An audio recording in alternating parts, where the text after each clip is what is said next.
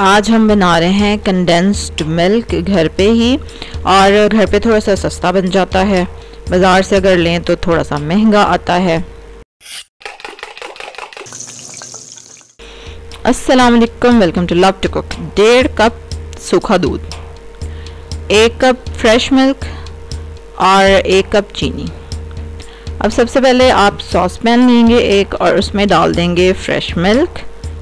1 cup से थोड़ा सा कम लग रहा है, मैं थोड़ा और डाल देती हूँ। और इसमें डालूँगी मैं 1 कप चीनी, और चीनी मुझे ज़्यादा लग रही थी लेकिन खैर रेसिपी में इसी तरह से है कि 1 कप चीनी और 1 कप दूध, लेकिन मैंने चीनी थोड़ी बचा ली है भाई, मीठा ज़रा मैं कम खाती हूँ।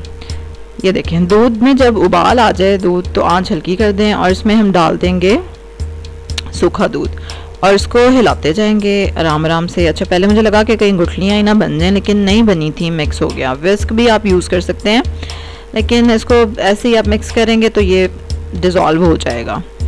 और फ्लेम लो ही रखें, मीडियम लो, और उस पर आपने इसको कुक करना है अब जब तक कि ये थोड़ा सा गाढ़ा हो जाए।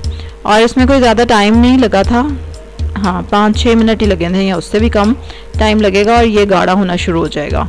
और जब ये गाढ़ा होना शुरू हो जाए तो आप क्या करेंगे, फिर इसको चूल्हे से उतार लेंगे और आपका मज़े का कंडेंस्ड मिल्क रेडी हो जाएगा।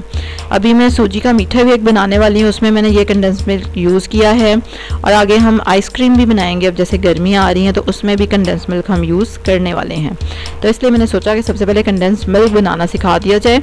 और अच्छा बना था, अच्छा फ्लेवर इसका आया था, ज़रूर ट्राई करिएगा। और इसी तरह की मज़े की रेसिपीज़ देखने के लिए एक काम आपको करना पड़ेगा, सब्सक्राइब करना पड़ेगा, बेल आइकन पे क्लिक करना पड़ेगा, लाइक करें इस वीडियो को, शेयर करें अपनी फैमिली के साथ, अपने फ्रेंड्स के साथ। कल एक और रेसिपी के साथ आपसे मुलाकात होगी। अल्लाह हाफिज़।